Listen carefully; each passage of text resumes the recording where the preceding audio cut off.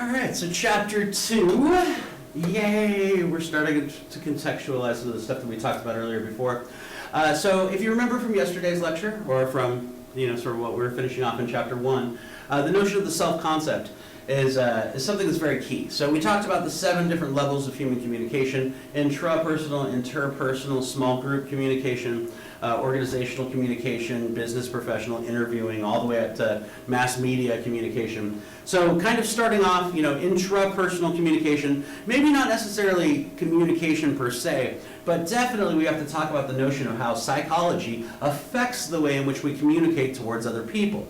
Oftentimes things like confidence, knowledge of yourself, self-awareness, self-disclosure, all these start from a psychological basis. And even going back to some of the topics we talked about earlier, introversion versus extroversion, all these things formulate ways in which we communicate towards other individuals, and they all start from how we create ourselves, how we come up with our initial self-concept.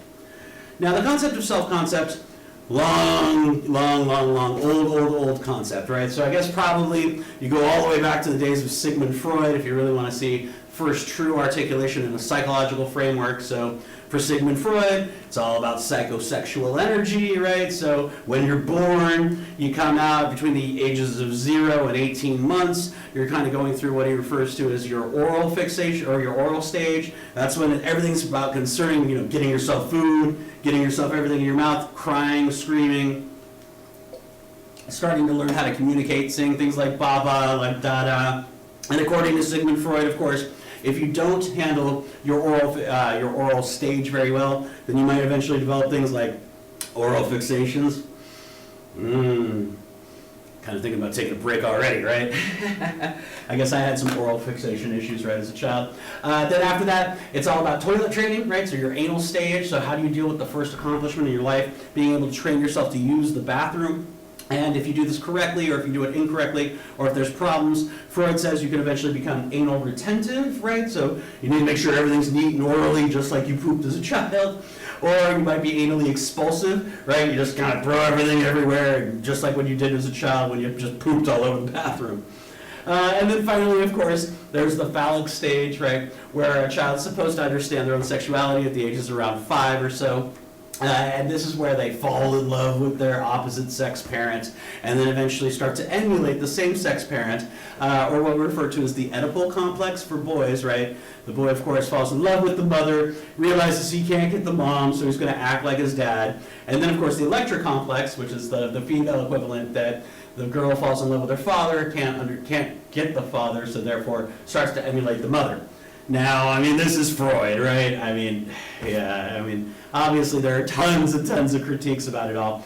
But the self-concept has some neo-Freudians that make some interesting suggestions about this as well. One of my favorite being Jacques Lacan, who says at the age of 18 months, at a very young Freudian stage, oftentimes between the oral and anal stages, eventually sees themselves inside of a mirror. So the first mirror stage, according to Lacanian psychology, says that at the young child around 18 months begins to perceive themselves. So according to Jean Piaget, we're getting out of that sensory motor stage where when something comes out of our sights, it comes out of our minds. At this stage, when the young child sees himself or herself in the mirror, begins to perceive themselves as a stable object within space, and then starts to get this notion of a self-concept. Now, as we go through life, we have successes and failures, right? So whether or not you used the toilet right, or got the right food, or fell in love with the wrong parent, or even as we're going through a young age, right, we start to have feelings and thoughts towards objects that are out there. I didn't like the hot stove, or I really like the one bottle or whatever, right? So we figure out what we're strong at, what we like, what we dislike, our strengths, our weaknesses, our abilities, and of course our own limitations. So we start to figure out what is the scope of what we can manage as human beings, and this collectively sort of creates your self-concept. Now, where do we get these different sources of self-concept? So going back to our infamous imposter syndrome speech and the looking glass self, communicatively, one of the most interesting psychological perspectives comes from what's known as the looking glass self, that we not only see the reflection of ourselves as in a Lacanian sort of mirror stage, but we also get a concept of self-concept through how we think other people perceive us. So it's not about how I reflect myself inside of you, but what I think you think about my particular lecture style. And see, for me, I mean, I'm obviously just killing it right now. Actually, it was so funny, right? While I was using my cell phone on the toilet 10 minutes ago, I just got another assignment. So I guess I will be teaching here through spring of 2021. So part of me is like, dude, I'm the best lecturer ever. I don't even care how bad I am right now because I'm getting hired again. So I guess my looking glass self was just reaffirmed by an email that I got while stuck on an empty campus. But when we think about the looking glass self, I think an interesting picture that kind of represents this is, if you take a look at, let's see here, so cool, these representations of the self, right? So for all of us, there are certain ways in which certain people view us, right? So maybe, when you folks are interacting with your mom and dad, you're like, oh yeah, I'm doing really well in that communication class, and your parents are like, that's right, son. That's right, daughter, because I always believe in you, right? Mommy and daddy loving, giving you secure attachment. And so they see you as that angel, and that, of course, influences your self-concept because you're like, of course I'm great. Mommy and daddy love me, right? Or maybe on the darker side, mommy and daddy don't like you, and that, of course, can hurt your self-concept. You might have more level-ended relationships, so things about how, your girlfriend or your boyfriend, there's positive aspects to it, but at the same point in time, you folks also fight, so you see, okay, well, they kind of see you as this, they kind of see you as that, you're always doing kind of relationship gauging, right? You're like, uh-oh, we're kind of fighting right now, better make sure I get those flowers for her at some point in time, or make sure that I do something nice to rebuild that emotional bank that I have with that particular individual. You might have siblings, right? How many of us are eldest children? I don't want to say this class is a lot of eldest. 5, 6, 7, 7? Yeah, that's right, because you're responsible. That's why you're in class right now. Yeah, that's right. No, that's just because I'm an eldest too. How many of us are middles? Do we have any middles out here? Do we have any youngest? Okay, so we got a middle. We got a youngest, right? So the youngest are the entertainers, right? You folks are naturally going to do well in a public speaking class like this, because you've had to hold the family together, right? And then the middle children are lost, right? I know, right? Nope, right? Of course, so interestingly enough though, so birth order is a lot of psychology studies about it all, but man, the correlations are small. For those of you folks that are into statistics or math, I mean, the correlations are like 0.2, 0.3. So it's like 4% or 9% of the variance between eldest and youngest. It's a very, very small effect size. So if anybody tries to tell you that, oh, you're an oldest and that's why you married a youngest, or that kind of stuff, the chances of that actually happening, or the actual effect size of that, is very, very small. It's like for every 9 people who randomly marry either an eldest or a youngest, one couple is an eldest and a youngest, right? It's a very small effect size inside the variability. But how your brothers or how your sisters see you oftentimes can give you that reflection, right? Because they're going to tell you at some point in time what annoys them, or I'm sure you folks have had fights between siblings, and then that's a representation of your looking glass self. You get to see how they perceive you, what they find annoying about you, or what they find lovely about you as well. Finally, of course, maybe on the negative side, right? So if you're thinking about an X, right? We are defined by our mistakes, right? Gosh, man. No regrets, right? Yeah, right, well. Yeah, there's definitely some regrets out there, right? So when you have somebody, one of your exes who has given up on you, you see some of your faults. You really get a chance to internalize these, be self-aware, and improve your own character in the end, right? So the looking glass self is an opportunity for us to see how other people perceive us, and that's how we formulate some of our self-concept and self-esteem skills throughout the course of our lives. Now, in addition to this, there are other aspects that contribute to our self-concept, right? So we all engage in comparisons with other people that are out there. So am I as good as this, or am I as good as that? Last semester was really interesting. I think it was just an amazing twist of fate that I happened to be taking a class at the same point in time that I was teaching classes here, because when it went into the online COVID framework, I was like, well, wait a second. Am I teaching as well as the guy who's teaching me that computer programming class, right? I'm like, dang it all, right? So I even kind of had like a little mental kind of competition with him. I'm like, gosh darn it, he's doing all of his classes synchronously. I gotta do all of my classes synchronously, right? How many folks are taking more than one summer school class right now? 2, 3. Are you folks completely synchronous? Do you meet for every single class period, or do some of you folks meet half the time? How many folks meet just like this, every single class period? Yeah, right. So, I mean, the regulation came down that it's only supposed to be 50%, but I was like, no, dude, you're going to get your money's worth, dang it all. And I'm sure you folks love it too, right? You're like, great. Get to see this a-hole again for 4 more days next week. So we use comparison points with other people that are out there. Of course, you folks might have that friend from back in high school, right, that you used to compete against. Like, oh my gosh, they're doing better than me. Oh, hey, what did you get on that test? These kinds of things. So we engage in comparisons, of course, right? We're always looking for a social comparison. On the opposite end, right, like when I found out that getting paid unemployment is about as much, if not more, than what I'm getting paid as a teacher, I'm like, well, wait a second, huh? And if I could just be sitting on my fat ass, maybe I shouldn't have to teach as hard this quarter, right? Doing comparisons on a financial level compared to my academic skill, right, as a teacher. There's also cultural mores and standards, right, that dictate our sources of self-concept. So when we fall in line with a cultural teaching that our parents have imbued upon us, right, so respect your parents, right, filial piety, and then you show respect for your parents, I'm sure you get a lot more rewarded in a collectivistic society than you do in an individualistic one.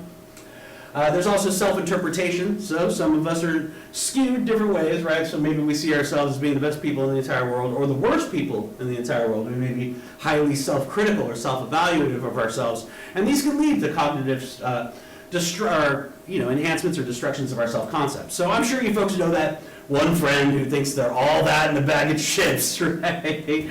Does that one still work? All that in a bag of chips? No? Never mind. Or that one person who's completely critical of themselves the entire time. Like let's say to go back to imposter syndrome. Is there something about them that is inherently more critical and really they don't get a chance to see how beautiful they are on the inside? Is that a question? We all good?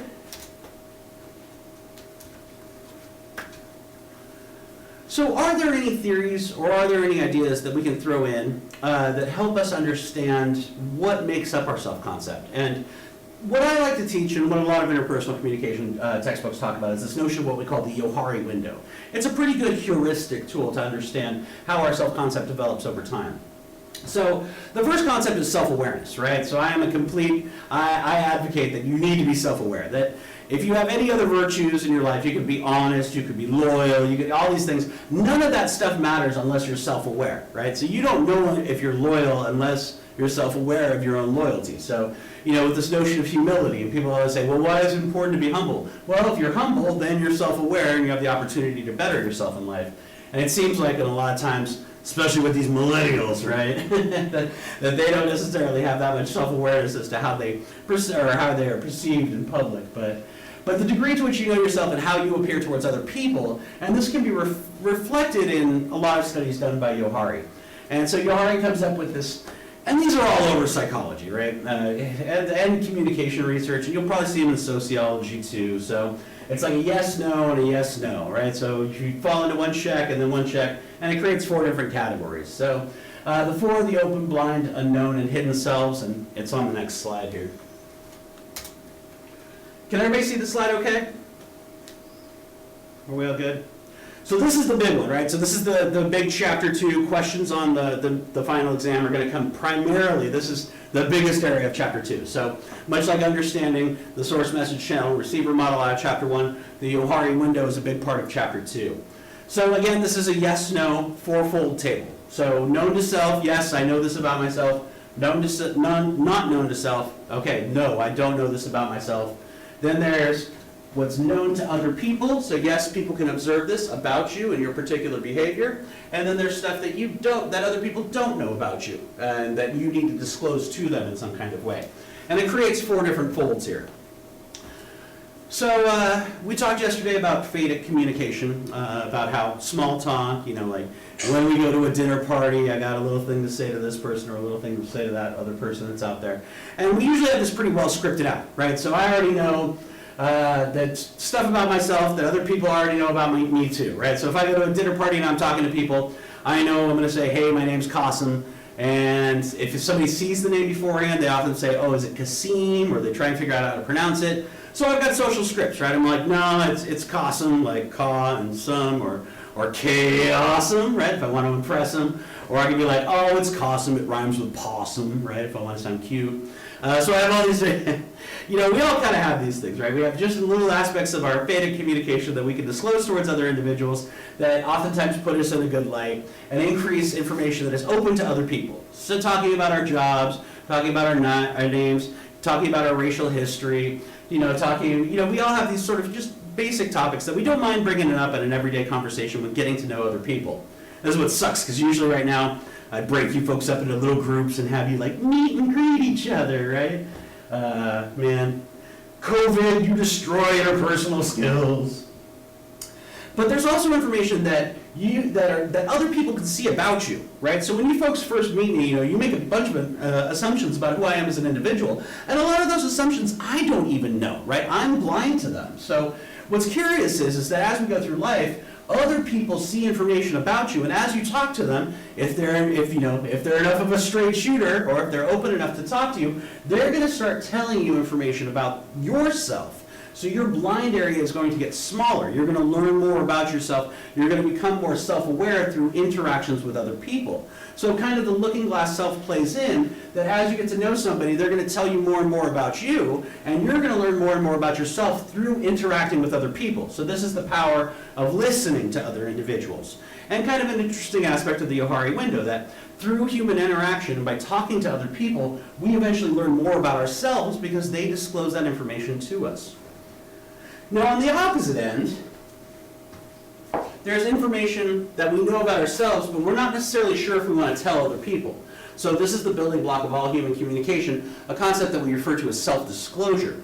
So I have information that I'm open about, but there's stuff that I don't know if I'm really willing to tell you folks, especially given that I'm a professor and you folks are students, right? So if we were just hanging out at a bar after the class, there's probably going to be more information about myself that I'll tell you, right? Or information that you would tell me about me because of these particular windows. But as we go through life and as we meet other people and have more enriching, more intimate relationships with other individuals, we begin to disclose more and more information about ourselves. And so what is hidden about ourselves to other individuals becomes smaller as well. Finally, there is stuff that just nobody knows, right? Stuff that is just unknown to all individuals. Hey, Vertic, I think I need to turn on your mic. I'm getting a lot of feedback from you. Or turn it off. Finally, of course, there's information that's unknown, right? So this is information that is not known to the self, and of course, that's hidden from people as well. So you don't know it about yourself, and other people don't know it about you as well. How effective of a teacher I was going to be during COVID, how effective you are going to be in these COVID classes, right? Like, when it first happened, wow, a lot of stuff that was unknown. How much should I go out? How much should I touch? How much should I interact? These kinds of things. And then, of course, now we know a little bit more about ourselves. But other things in your life, right? So if you haven't had a child yet, or you're thinking about having kids, there's a lot of unknowns about how you'll be as a parent, right? Well, will I repeat the sins of the father? Will I be like my mom? These kinds of things. And then for a lot of you folks that might be transferring, this would be your first opportunity to be at a four-year college after you're done with this class. You don't know what it's going to be like. How much different is it going to be? What kind of professors are you going to have when taking 300 and 400 level classes? So there's information about yourself that you don't know, and that's the spice of life, I guess. But the key aspect of the Johari window is that as we talk with other people, they tell us more about what we don't know about ourselves. And as you talk to other people, you tell them more about yourself. And this increases your self-awareness and your self-concept, and eventually, hopefully, if you've had good experiences, your own self-esteem. Now, the building block of all interpersonal interaction is self-disclosure. So Aristotle refers to man as the symbol-using creature. And forgive the gender stereotype there. But all human beings, we use symbol structures to communicate information to each other. And through those symbol structures, we begin to build immediacy and bonds with each other. So self-disclosure is the building block for everything, because as I tell you stuff about myself, it increases the intimacy between us. So even though we're far away on different internet connections, I feel close to you, right? And in addition to that, when I disclose information to you, there's a trust issue now, right? So now I'm trusting into you folks that you will keep this information about me secret if it's of high risk, or if you're going to spread that information, you do it in a nice light based on the relationship you have with other individuals. So self-disclosure is the building block. From self-disclosure, we build intimacy and we build trust for other individuals that are out there. Now, when it comes to self-disclosure, as you get older and as you go through life, you're going to come up with very overt and carefully planned statements about who you are as an individual, right? You're going to have these cute little anecdotes or these cute little stories about yourself that are going to put you in a nice kind of light, or in these particular situations. However, sometimes self-disclosures can go another way, right? We can have Freudian slips, right, or slips of the tongue, where we disclose information that we didn't want to have out there, right, by misspeaking it in a particular situation.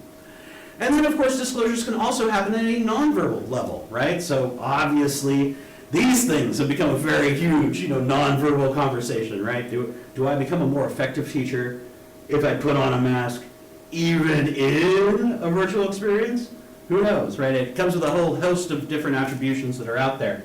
But other things, there's tons and tons of research just done on tie signs. So wearing a wedding ring, what does that wedding ring communicate towards other individuals that are out there? So we call these nonverbal ties, that when you wear a wedding ring, you're showing that you're tied to somebody else. Lots of very interesting research done about that as well. And then if you choose to wear a political t-shirt or bumper stickers or these kinds of things, it's actually kind of funny, right? So you folks, you've never even seen this, but when I come to class and I set up my laptop, of course I've got the infamous stickers on the back here, right? So I've got to have my NASA sticker. Yeah, Talia, I got a NASA sticker.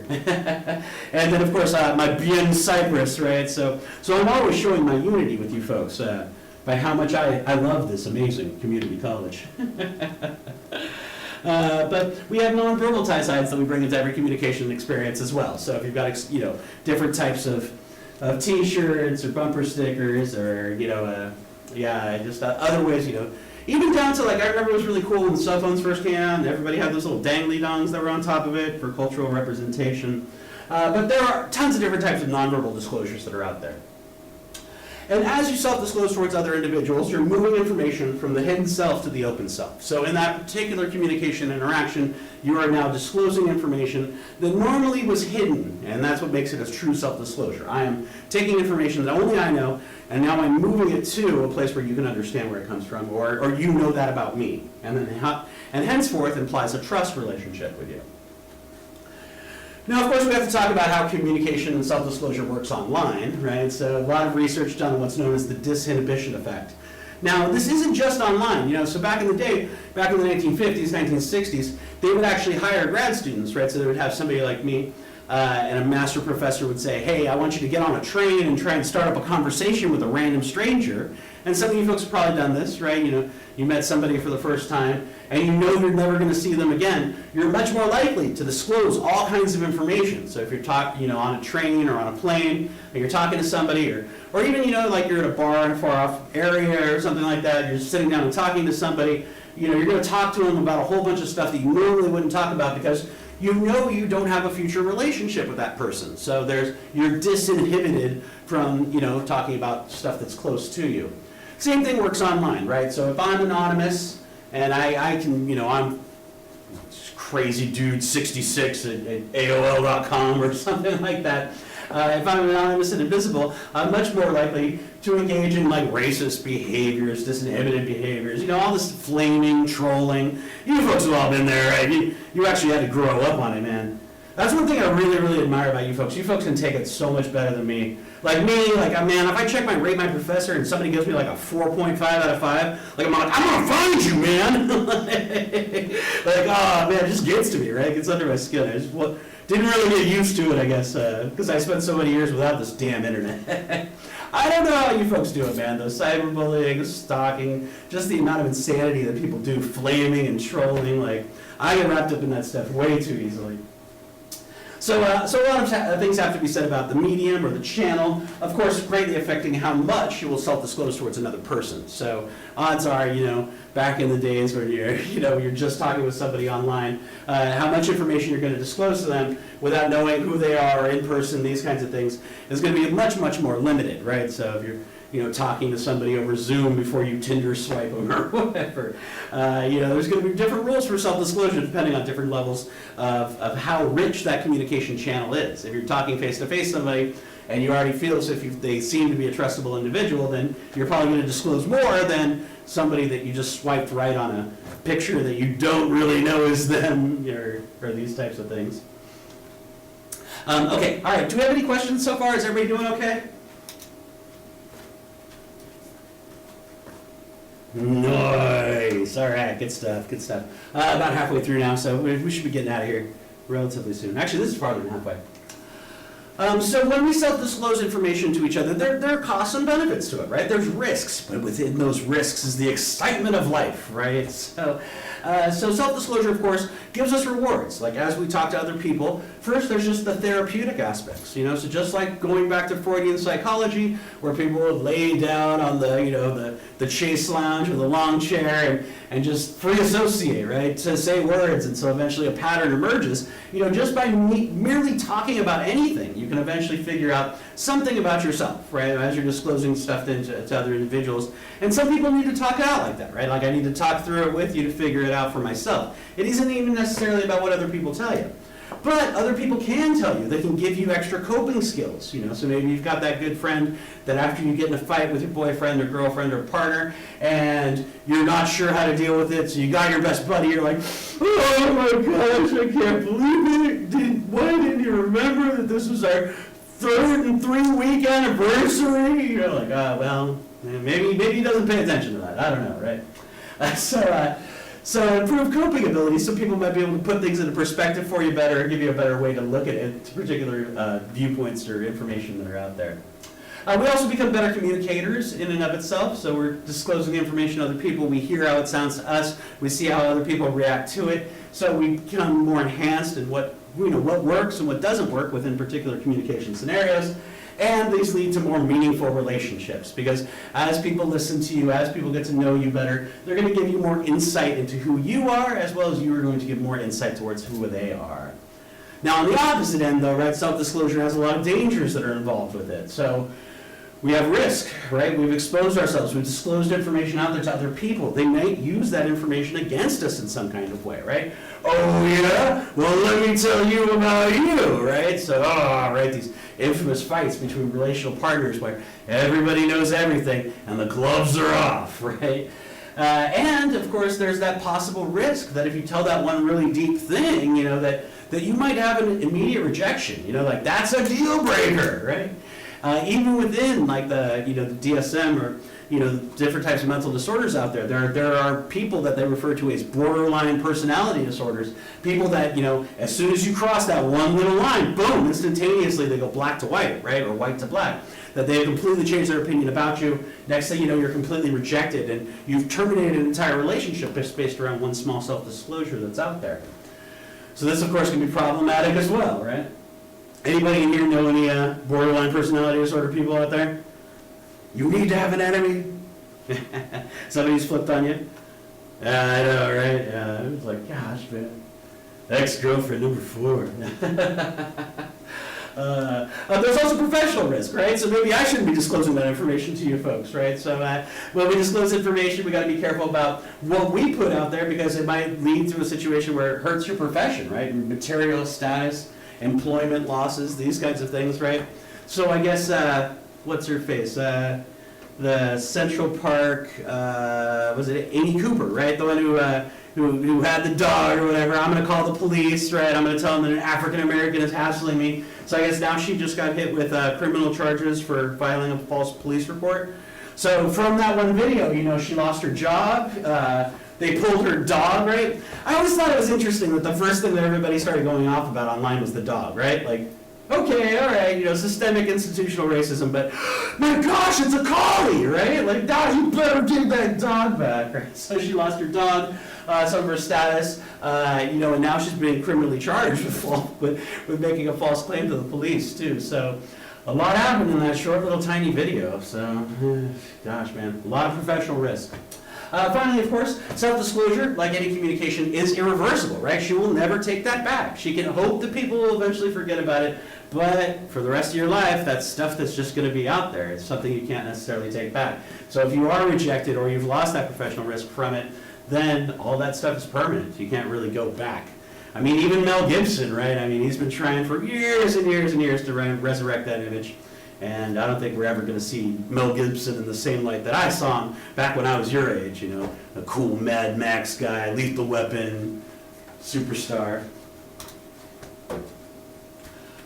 So overall, some just basic guidelines for making self-disclosures towards other individuals. So, you know, again, in communication, right, I wish there was a great formula that I could tell you folks, like just a little bit of chemical A and a bit of chemical B, and next thing you know, you have love, right? But for the most part, we just have general sort of guidelines or things that we like to talk about. Of course, you know, when hearing self-disclosure, consider the motivation, right? So a lot of research done on people who use quote-unquote barrier buster disclosures. So I come in, I'm having a conversation with you, and I instantaneously start disclosing really, really deep information, right? Like, I had an abortion when I was 17, right? Or there's something just crazy out of the get-go. And you feel awkward, right? You're like, okay, wait a second. I need to reciprocate that self-disclosure on the same level. But sometimes this is planned, right? So a lot of times in cults, they will like love bomb people, give huge amounts of self-disclosures to individuals very early on so that they feel an immediate emotional bond, and they disclose back a lot of information which eventually has them feeling trapped.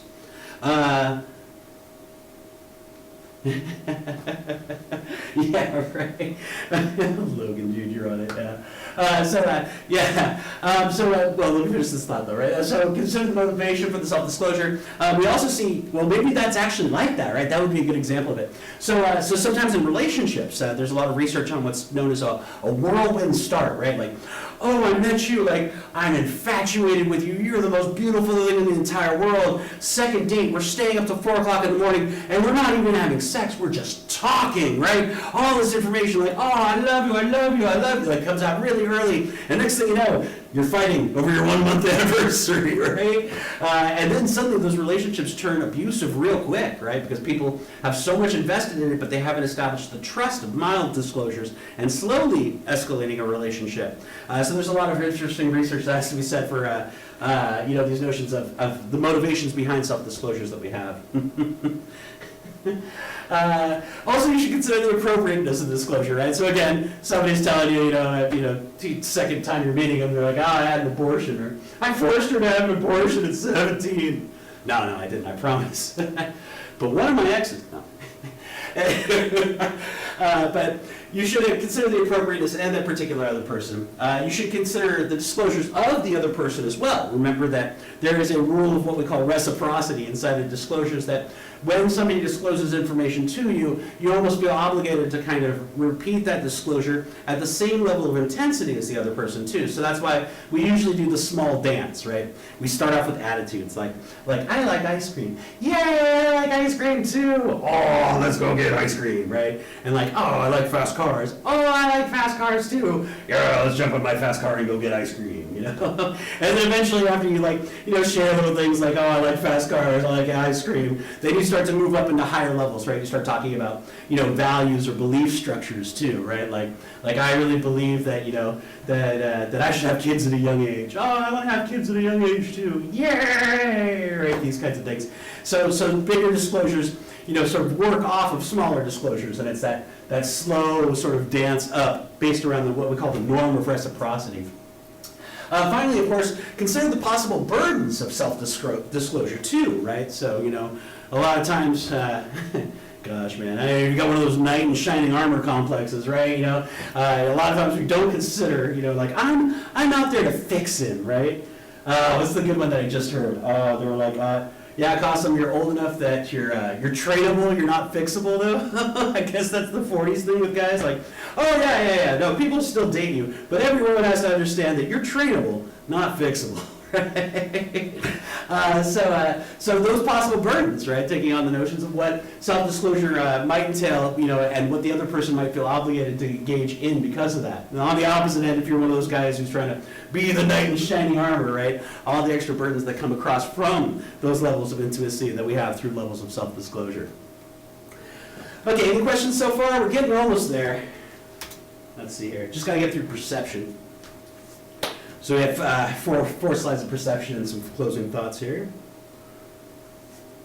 Okay. Okay, so perception processes, right? So what makes us different from other, well, actually, these are kind of animalistic. So this comes out of behaviorist psychology, so B.F. Skinner, stimulus response types of mechanisms. What does empiricism borrows a lot, or this is borrowed from a lot of empiricism in philosophy. This notion that when we perceive an object out there, what are the stages that we go to internalize it, to decipher it? So when we got to the last stage of the source message channel receiver model yesterday, this notion of how we frame the frame of reference, how we incorporate perceptive characteristics or categories when looking at information. So perception, of course, is the process by which you become aware. So this is how your mind becomes aware of different objects, events, especially people through sight, smell, taste, touch, these kinds of things and feelings. When it comes to perception, there's a lot of different sort of psychological takes on it, but for the most part, a lot of it really falls into what's known as the cognitive miser perspective. So for you psychologists, Logan, you've probably heard about this before. So a cognitive miser perspective, it comes from Heider. He says, the human being, the human body, the organ that burns up the most energy is your brain, right? So like 20% of your sugar goes to your brain, and then obviously when you run out of air, your body doesn't die off, your brain dies off first, right? So 6 minutes out of air, your brain, eventually will have some kind of destruction or some kind of damage to it. So the brain itself needs to work in the most efficient way possible. So according to Heider, we tend to engage in what's called cognitive miser strategies. So we have a number of filters that tell us when we should actually tune in on something, that for the most part we're ignoring everything that's going on around us. Like right now, for you folks, you don't need to care about all these people that are walking up and down the halls doing all the Cat5 cable and trying to rewire this entire building right now. But for me, these things are other perceptive areas that I'm trying to cognitively put out while I'm giving this lecture to you folks. So the first, of course, is just stimulation, right? So something has to break through enough of a barrier that it actually stimulates your senses. So you've got to hear something, see something, smell, touch, or taste something, and it needs to be powerful enough at a level of intensity that it gets your attention. So we've learned over the course of our lives to selectively attend into certain types of stimuli and certain not other types of stimuli. So back when I was a kid, right, somebody said if you ever saw a crime committing, you never say crime or you never yell, right, you always scream fire, right, because fire is something that everybody needs to pay attention to, right, that was sort of the big thing back then. So, selective attention, we pay attention to things that affect us immediately, and oftentimes over the years we've figured out ways to selectively attend into the things that are most likely to activate our fight or flight responses. In addition to this, just like we talked about at the end of chapter 14, there's this notion of selective exposure. So we only expose ourselves to certain stimulations that actually we need, we want, we're interested in, or affects a fight or flight response, a fight, flight, or fear, response. And then, of course, it has to have a level of intensity that's strong enough for us to actually, jump in and pay attention to it. Like, if you think about it, it's really interesting. Most of your senses actually shut off at some point in time during the day, right? So, when you go to sleep at night, you don't really see anything. It's kind of hard to smell stuff. I guess you could wake up to the smell of coffee in the morning, right? I don't know about you folks, but man, you got to punch me in my sleep to wake me up. I don't know, I don't think I've ever tried to taste anything while sleeping, but your hearing's definitely on, right? So you got to make sure that you set the right alarm with the right volume, with the right song on it to get you to wake up at a certain level of intensity. For me, I set 3 this morning, just like, dude, gotta get up, gotta get to Cypress, gotta figure it out. So actually, after something's been stimulated in a significant way, then we begin to organize that particular data. We start to put it into our categories, right? So going back to the days of Aristotle, the great categorizer, finding out what box you want to put what particular information into and at what level of valence. So there are some rules that have been kind of figured out by psychologists over the years, and there's some interesting studies that have been kind of done. The first, of course, is the rule of proximity. So things that are just closer to us, we're going to pay more attention to.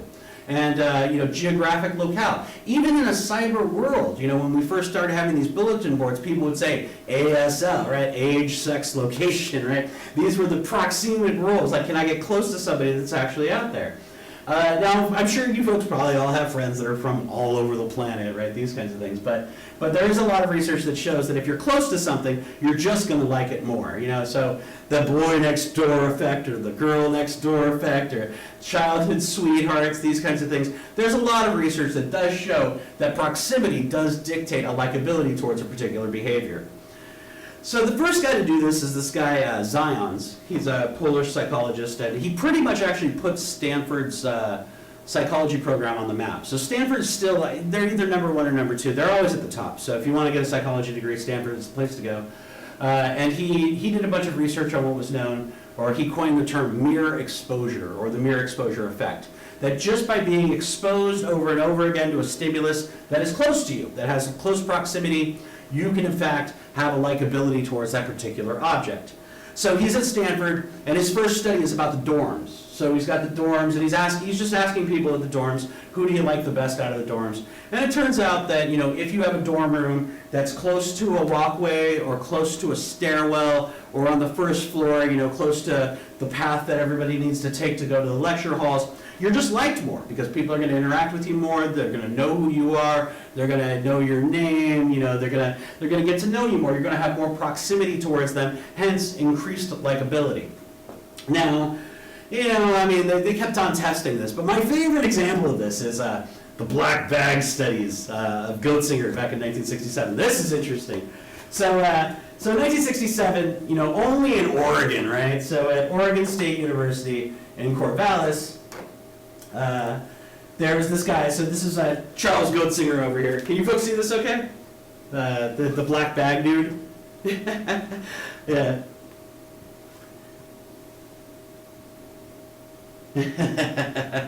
Right? Well, okay, so here, let me take a side point on that. So when I took interpersonal communication, the professor I had, she was great, right? She had a really great quote. I forgot who it was from, maybe you guys can Google it or not. But distance to a relationship is like wind to a fire. If it's small, it'll put it out, but if it's large, it can make it even stronger, or something like that, right? So it's like, if you've got a small little fire burning, and then you got to go long distance, well, then it's like, okay, well, we never had that much really in common anyways, blah, blah, blah, blah. It's going to go away, right? But if you've got a deep burning of the soul for another person out there, and you eventually move into a long-distance relationship, it's entirely possible that it could become stronger too, right? So I think that was kind of an interesting way to look at it. Because, granted, for me, any relationship that eventually went long-distance, like when I moved to San Luis Obispo even, my gosh, I was only 300 miles, or I was only 3 hours away. No, that's okay, babe. We'll see if we can meet again in the future. But I guess that's the way we are in our 20s, I suppose. I don't know. But I don't know. I think there's something to be said that if you've got a strong enough relationship, distance doesn't necessarily put it out. So I don't know. But you folks probably, you have your own opinions about it as well. I don't know of any quantitative scientific studies that talks about long distance relationships off the top of my head. There are lots of them though, that's for sure. And multiple variables that are involved. But anyway, so this guy, Oregon State University, February 27th, 1967. So this guy makes a deal. So this is a psychology class. So this is Charles Goetzinger, and he makes this deal with some student. And to this day, we still don't even know who the student really is, right? But he makes a deal with the student. He's like, "Hey, dude, can you just wear a black bag to class for the entire semester?" Right? I kind of love to see that conversation, right? Like, would you just mind covering up in a black bag all semester?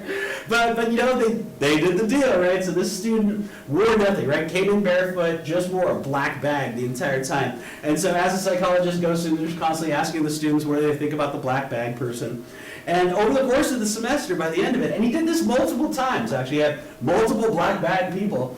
By the end, people were like, you know what? Kind of dig the black bag dude, or girl, or whatever, right? Like, they got cool toes, right? Or they smell pretty good, or, they would make up different types of varied excuses to have likability just because the black bag was always there, right? I wonder if that actually worked in in a Zoom world, right? Like if I asked one of you folks to just wear a hood. I don't know, actually might be misinterpreted, but the curious studies back in the day on what's called the mirror exposure effect, that just being around something, even if it has no other stimulation, eventually becomes something that becomes likable to us in an interesting kind of way. We as human beings love things that are propinquitous or close to us. There's also a lot of interesting research done on the rule of similarity and the rule of contrast. So you might have heard the expression like birds of a feather flock together. We tend to find people that are closer to what our beliefs, our attitudes, our values are. So for the most part, lots of stuff on similarity, right? So as we are as individuals, a bunch of research done by this guy Muirstein that on a first date, when people go out, sure, the most important thing is physical attractiveness, right? So I'm meeting you for the first time, I'm just taking you in as a stimulus. But his research shows that even by the second date, like if you go back for a second date, you're already discussing values and belief structures that you hold similar. So you're trying to figure out, is this person like me? Do they like the same things, right? Do you like camping? Do you want to go fishing? Do you like fast cars? These kinds of things. You're already trying to check to see if there's similarity between you. And now there is some research, right? So I'm sure you've heard the phrase like opposites attract too, right? But the rule of contrast or opposites attract only really works when it comes to stuff that is opposite in the other person, but something you want to acquire, like so a skill you don't have or a perspective that you don't mind being changed. So for me, ex-girlfriend number 2 used to ride horses. Anybody here ride a horse? Any horse riders in here? Nobody's. Oh, we do have a horse rider. Nice, right? Oh my gosh, I can't see the trot. Oh, I'm the worst horse rider in the entire world, man. Like she was like, oh, dude, you were the absolute worst. Led to a big fight. It's probably why she's ex-girlfriend number 2, right?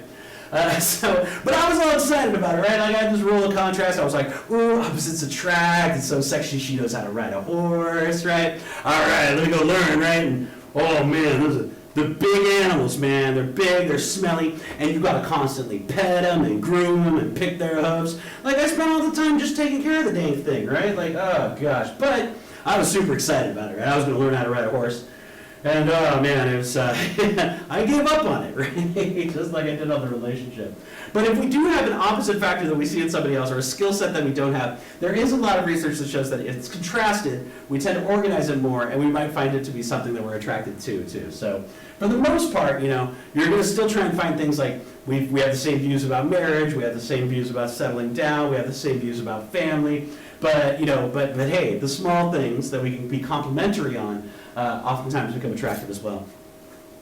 So that's the organization stage. Moving on to stage 3, so we've started to put it into what's like us, what's dislike us, and what's close to us. Now we start to say whether or not it's good or bad, right? So at first I was super excited about the horses. Eventually I got really, really sick and tired of the horses.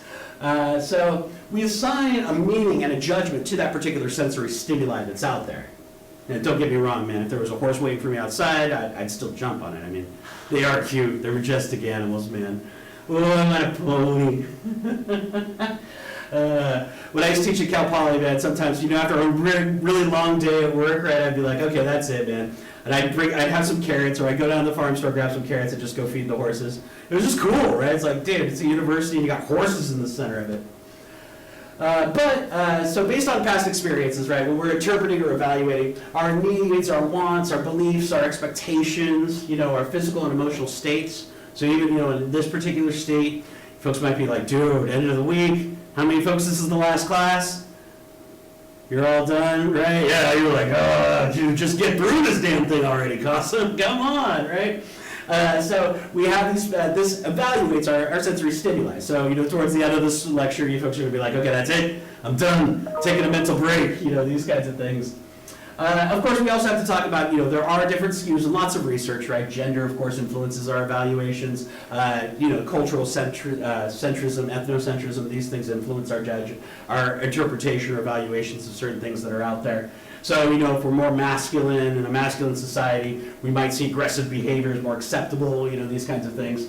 Or, if we're in a group of girls or a bunch of women having a conversation, certain things might get prioritized over a bunch of men having a conversation, task versus relationship issues.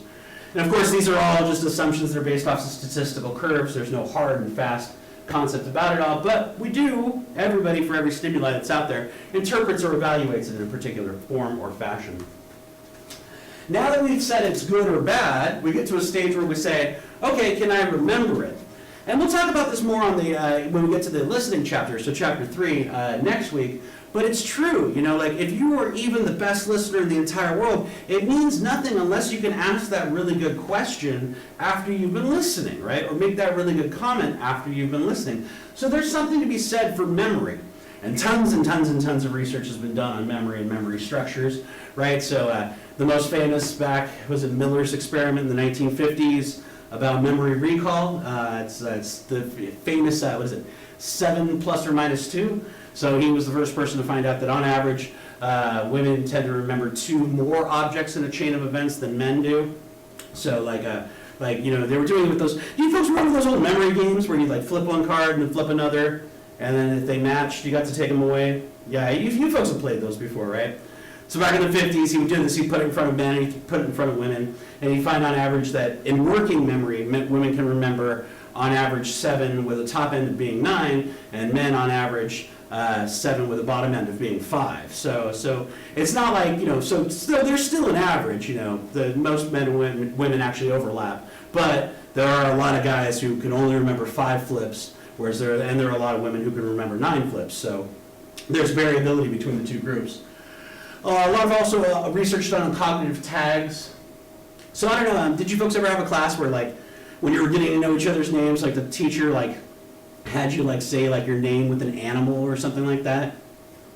Like I'm Cossum the kangaroo, right? Or those kinds of things. Anybody? Like maybe from camp back in the day or so? Yeah, right? So you know, you give a cognitive tag to something to help you remember it in particular situations that are out there. I remember I was watching this video on like how to memorize a deck of cards, right? So you attach an emotion to each card, right? So the one-eyed Jack is a story about a guy who mugged you someday or something like that. If you give an emotional tag to a particular object that's out there, it's much easier for you to remember what it is. Lots and lots and lots of research on cognition, but there is something important to be said for it, that memory is an important thing to think about with regards to what you're trying to recall and or put forward during an interactive process. Finally, we get to stage 5, right? So at some later point in time, you share that information back towards the person you're talking to, and you re-access that stored information. So we reconstruct the sensory stimuli from our available memories of that particular experience. But the key thing is that a lot of times we misremember stuff, right? How many folks have got a friend who's got a completely misinterpreted memory about some point in time that you've had in the past? Have you ever been there? Yeah, right? False memory syndrome is a very real thing, right? It's under a variety of inaccuracies because when we first categorize the stimuli, oftentimes we don't do it effectively. Like, when I was first starting to teach, you know, like my brother, you know, had this off semester where he still needed to take classes, but he didn't have a car, so my mom, like, pleaded with me to come back home and live with the family just so I could drive him to school and back while I was, you know, teaching and all that good stuff. And so I was living back at home with my mom, and it was, you know, one of these fixer-upper places, so she was like, why don't you build an extra room, right? And I'm so egocentric back in my 20s. I'm like, yeah, dude, I graduated college. I can build a room. But these hands were not built for construction. Oh man, I had to frame it, put up the 2x4s. I'm hanging all the drywall, then I had to go put all the insulation in, make sure like I had the fire inspector come out and do all the code work. And my brother, who's like taking, you know, these classes over the entire summer, you know, eventually goes on, becomes a loser, right? He can't even get a job. And so he goes out to try and be a construction guy, and he tells this story about how he built a room, and I'm like, you a-hole, right? Like, I spent so many months working on that room, and you never lifted a finger to help me, right? You just kept on bitching about me, driving me back and forth from school. You did not help me at all. And now you reconstructed this entire memory that you were up there helping me with every part of constructing this room. I'm like, oh man. All we did was watch Dragon Ball Z, I swear, man. So ridiculous, dude. Just sitting there. And I still to this day hate that show. Goku, I swear. If any of you folks are in anime, man, negative points for you. But we recall information in different bad kinds of ways. And this sort of concludes off the perceptive process. So to kind of give you an overview, right? So here's the diagram out of the textbook, right? So here's the big thing that kind of goes on. So remember that we as individuals, we start off getting stimulated by some particular sensory object that's out there in the real world. We begin to organize it. So is it something that's close to us? Is it something that's different than us? Is it something that we're similar to? We begin to give it a value interpretation. So it's a good or it's a bad thing that's out there in some kind of way. We recall it back into our memory, so we pull it back into our cognitive structures when we're continuing to have that discussion about that particular stimulus. And then, of course, we recall it while discussing it towards other individuals. So we have it in our memory, and then we recall it back out while talking to other people. So this kind of gives you behaviorism in a nutshell, the basis of it all, that we stimulate, we organize, we interpret, we recall, and give that information back towards another individual. Now, within this perceptive process, there are some cognitive biases and problems that we have. So inside of the wide world of impression formation, so this, it's the last couple of slides here. In social psychology, everybody loves to find a cognitive bias. So I think we talked about one back in chapter 14 when we were talking about this notion of fear aversion versus reward syndrome. So we as human beings are much more negatively focused or fear aversive than we are motivated by positive actions. So if I tell you folks, you have to pay attention to the slide or you will fail the class, right? You're much more likely to pay attention to this slide than if I was to tell you that, hey, there's an extra credit point on this slide somewhere. You'd be like, extra credit, who cares, right? I already got an A on the midterm, like so many of you already have, right? So there are other cognitive biases that we should talk about for a second here. The big one, of course, the self-fulfilling prophecy, right? So positive thinking, the power of positive thinking, all this, the research that's been done on this, like back in the 90s, right?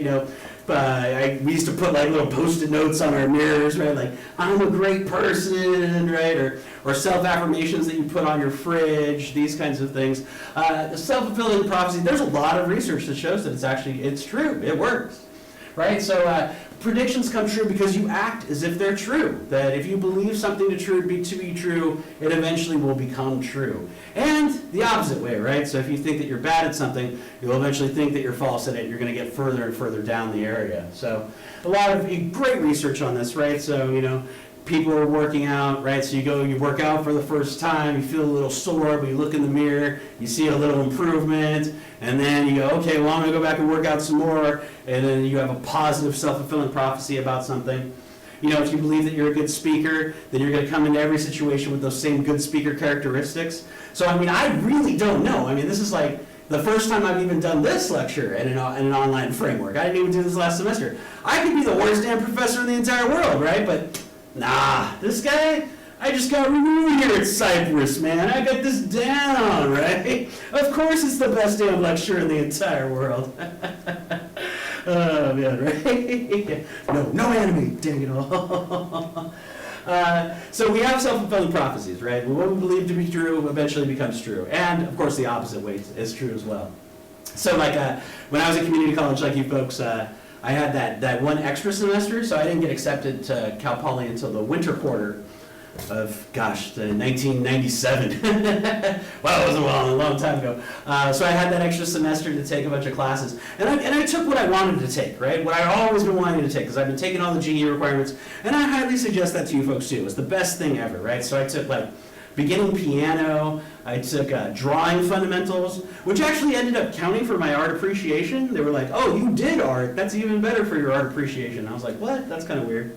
I took music, so I took piano and I took voice. So I remember I was taking this voice class and we were singing and we finally did the concert choir at the end of the semester. And the professor starts off and he's like, well, let me talk to you about the greatest improvement I've ever seen in a student. When Costin first walked into my classroom, he was truly tone deaf, right? And I was like, no. And I'm like the worst singer in the world, right? I tried singing in the shower, people are just like, dude, are you killing an animal in there? I am so bad, right? But, that guy, he really did affect me for the rest of my life, oh, you are the most improved student I've ever seen. I'm like, okay, not going to take any more of those classes, folks. So we do have these self-fulfilling prophecies in our lives. Also, there's what we call the primacy versus the recency effect. So it is true, right? So on speech days, so next week on Wednesday, if you're the first person to go, you're going to get more attention. It's a natural psychological principle. I'm aware of it, so I try to compartmentalize it, and then also I don't actually grade you until I go back and watch you again, right? So over this weekend, today, I'm going to be uploading a lot of those speeches and watching them again in different orders because what occurs first, obviously, will get more attention, and what comes last exerts greater influence. So when it comes to your persuasive speeches, you always want to put your strongest argument first, and you want to put your strongest argument or your second strongest argument or an equally strong argument in third position. You want to put your weakest argument in the middle. We call it the anti-pyramidal scheme.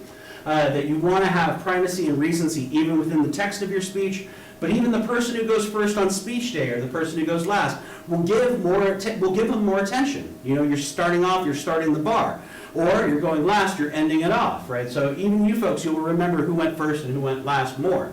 Now remember, it's not necessarily that you're going to get a better grade though, right? It just means that we're going to pay more attention to you. So it's entirely possible to go first and completely stink, right? And then people really remember you for that. Or it's, you know, if you do go first and you knock it out of the park, you're much more likely to knock it out of the park. So there is research on what we call the primacy and the recency events with regards to psychology as well. So pay, you know, some attention to that. It's a natural human condition. In addition to this, of course we have to talk about stereotyping, right? And I think it's interesting because I don't even know what to do yet, right? Because when I first, like honestly, when I first started teaching intercultural communication, like way back, like 2002 or 2002. The textbook itself, it would say, you know, like it's okay to stereotype, but it's not good to prejudge, right? So like one of the first lectures that we'd have to talk about was, you know, stereotyping versus prejudice, right? So it was kind of this accepted norm that it was okay for you to say all Asians are bad drivers or something like that, right? Like as long as you didn't apply it to when you saw an Asian on the road, right? Like just ridiculous, right? Like that. I think now at any point in time, if I gave that kind of lecture, people would say that's ridiculous, right? So now in this textbook we see a slight move away from it, right? So we kind of describe what stereotyping is. It's fixed and distorted interpretations of characteristics of other people that are out there, and of course it's way worse in online settings. But I think this is going to change too, right? I was, you know, watching this interview with Ibram Kendi or whatever, that how to be an anti-racist guy.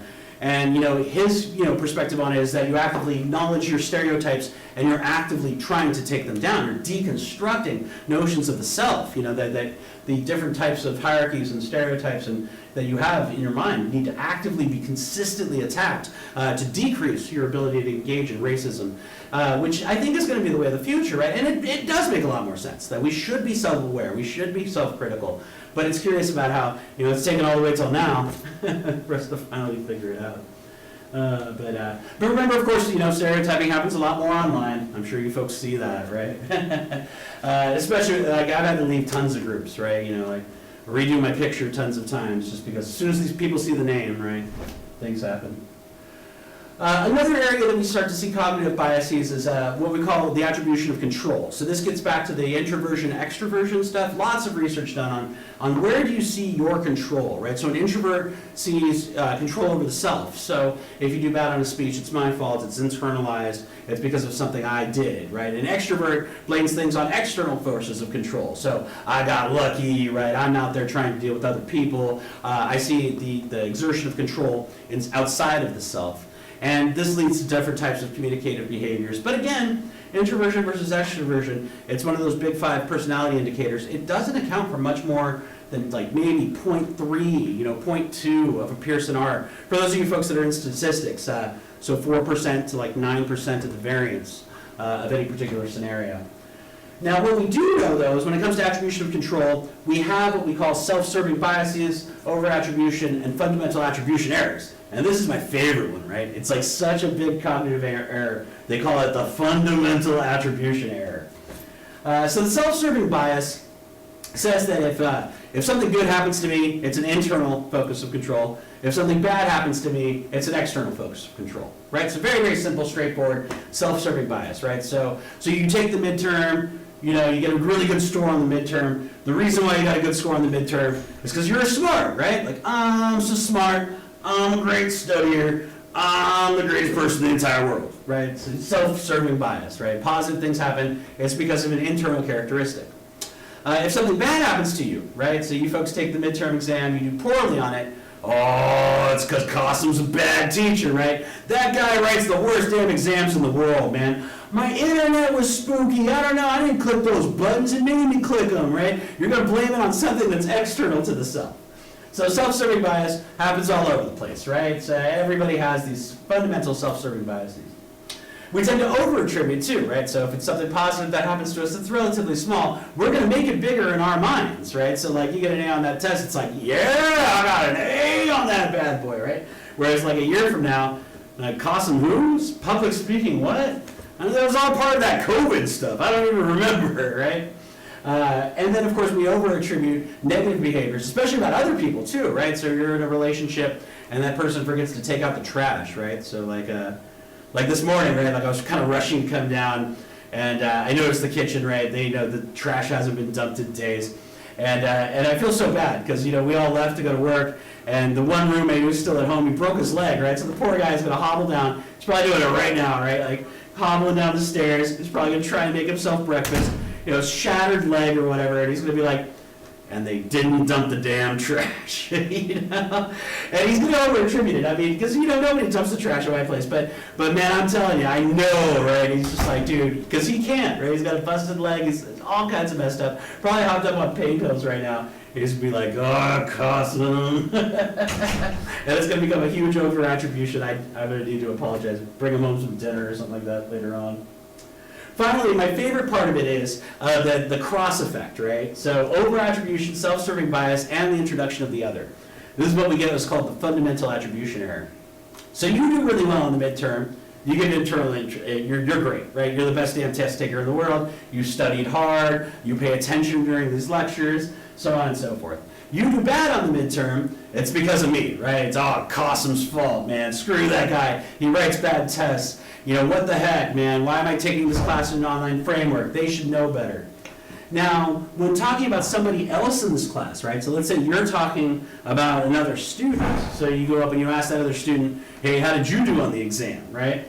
The fundamental attribution error says it switches. So if another student in the class does really, really well, it's because of external characteristics, right? Oh, that student got lucky, man. Or, oh, that's Qasim's teacher's pet, right? They're not smart, they're not internalized, right? It's just because they had an external moment of luck, right? Or something like that. And if somebody else in the class does really bad on the exam, you're going to give it to internal characteristics, right? You're going to be like, that's right. Because they're stupid, right?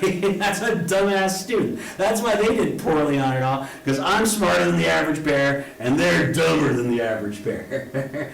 And this is predictive of lots of things, right? So you're in relationships, if somebody else does, I think we talked about in this class, right, that fallacy tu quoque, that if another person does something bad and you do the same thing, right, you're going to excuse your own behavior, but you're going to, hold their feet to the fire on their behavior, right, and vice versa, right? So if somebody else does something negative, you're going to hold them internally responsible for those behaviors, whereas for you, you're going to positively attribute them.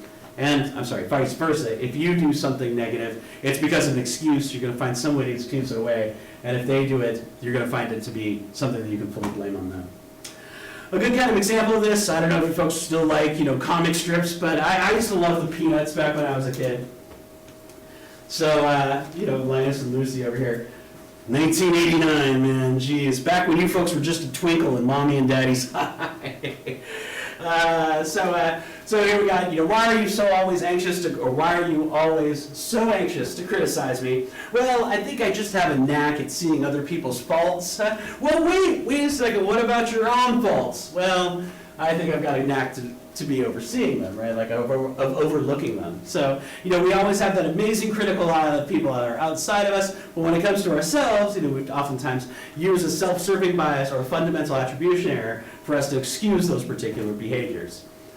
Taking us to our last slide of the day. All right, almost done. Yay, and then you folks get to enjoy your weekend. Yeah, I know, right? See, there are the smiles. Okay, so last slide of the day. So all this stuff is from this guy named Erving Goffman. So he writes a book called Presentations of the Self in Everyday Life. And he's a huge sociologist, Canadian guy, one of the fathers of sociology pretty much.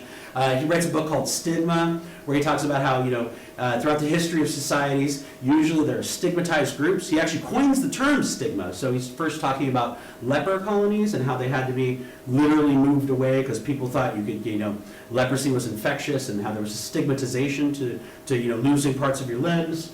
But he also writes this book, Impression Management, about how we try to moderate our impressions towards other individuals. So, for some reason, I kind of feel this weird guilt that, I still want to give you folks at least a couple of lectures that are simulate kind of a classroom. I don't know why, but, I feel as if, there's that role of professor that I need to fall back into.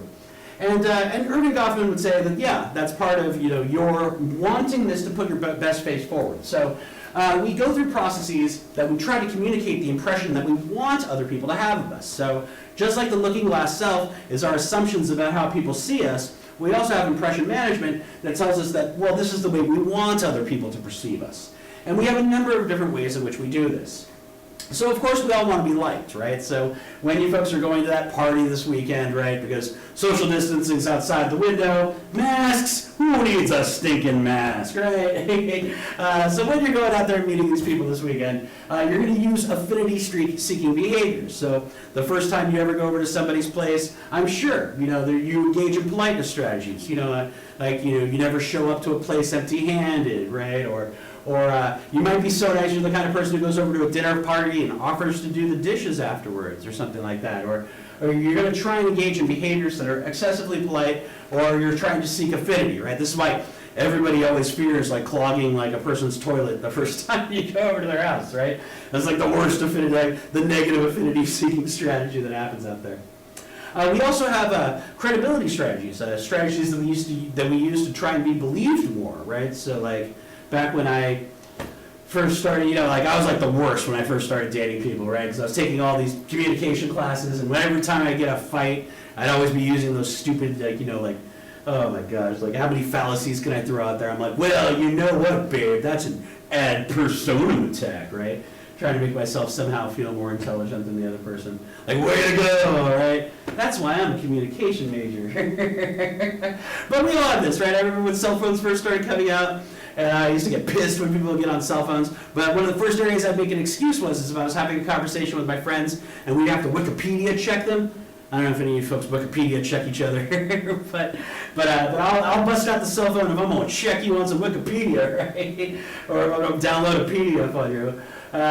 Sometimes, so we have ways in which we enhance our credibility, right? And of course, we talk about this in class through good research as well. Sometimes we excuse failure with self-handicapping strategies, right? So if somebody does poorly on the midterm, we'll say, oh, it's because of X, Y, and Z, right? I've got this going on in my life. I've got these problems going on in my life. So we self-excuse ourselves a lot, in a lot of situations, and to present ourselves forward. So whether or not you use an excuse if something bad's going on, or how much that excuse is self-referential as part of an impression management portfolio or strategy that you use. Sometimes if we're at a stage where we need help, right? I'm sure you folks have got those friends that talk about how bad they are at something and they're really just trying to get you to help out with them in some kind of way, right? Man, my brakes are squeaking and I'm really bad at using tools. You think you can help me work on my car this weekend, right? So sometimes we'll use self-depreciating strategies to try and help or get help from other individuals. We also use self-monitoring strategies to hide our own faults, right? So even in the middle of summer, man, right, I've just always got a scarf. And it's funny too, right, because a lot of students are, first of all, it's really cool, to do that in the middle of a lecture, right? I mean, I had so much more credibility, right? But secretly inside, right, I've got I got a scar on my neck. So I've been wearing scarves for years now while teaching, and people are always wondering why the hell is he wearing a scarf in class, right? It's 95 degrees outside, but it's all because I got the self-monitoring about not letting people see slight skin discolorations, right? Because I've got a horrible self-esteem and horrible self-image. Finally, of course, the last two here. We influence other people, right? So we use influencing strategies. I'm sure you've got that friend who constantly peer pressuring you to do something. Come on, let's go do this, let's do that, right? We're trying to influence other people so we can have that group of people going out and doing something. And then finally, of course, I'm sure you folks have got those friends that fish, right? Fishing for a compliment. Do you think I look good? Was today's lecture okay, folks? We engage in image-confirming strategies also from a sociological perspective. With that, that takes us to the end of today.